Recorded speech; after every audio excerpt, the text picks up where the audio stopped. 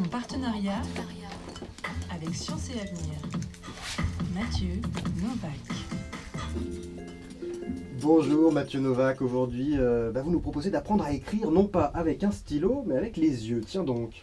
Et oui Daniel, demain vous écrirez peut-être un roman, les bras croisés dans un fauteuil, et attention, pas en le dictant et en vous faisant aider d'un outil de reconnaissance vocale, non.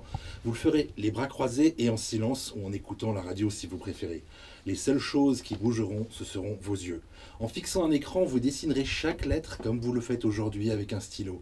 Après l'ère de l'écriture manuscrite, c'est-à-dire avec la main, je vous prédis l'ère de l'écriture oculoscrite avec l'œil. Pas facile à dire ça. Et alors comment ça marchera?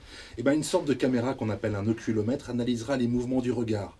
Le capteur fixé sur une monture enverra les informations à un ordinateur et un point apparaîtra sur un écran. C'est lui qui symbolisera la pointe du crayon qu'on le fera virtuellement bouger.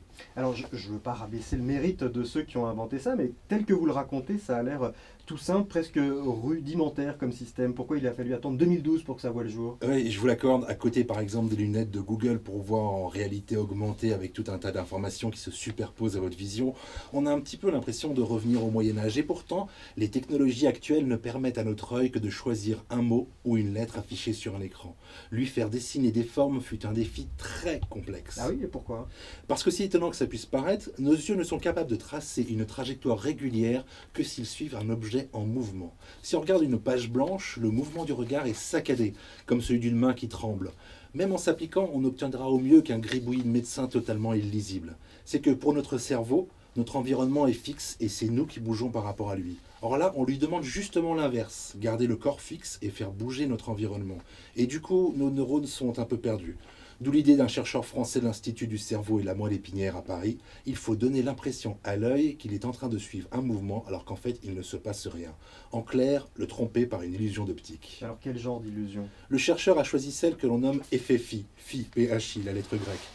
Tiens, puisque vous faites souvent référence à des films et des séries futuristes, rappelez-vous de la voiture dans K2000. Avec ses lumières sur le capot, on aurait dit qu'elle bougeait de gauche à droite et puis de droite à gauche. Et illusion, ce n'était que des petites ampoules qui s'allumaient et s'éteignaient les unes après les autres.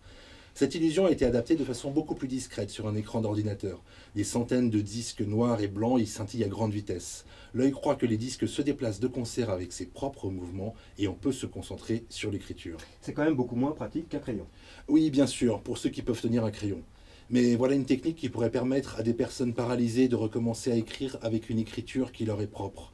Des essais devaient être menés d'ici 2 ans et une clinique s'est déjà portée candidate pour travailler avec le chercheur afin de venir en aide à des patients paralysés atteints de la maladie de Charcot. Alors une autre perspective possible pour aider les dyslexiques? Oui, il existe en effet une hypothèse selon laquelle les personnes qui rencontrent des problèmes pour lire ou écrire, ces problèmes seraient liés à des troubles dans la maîtrise du mouvement des yeux.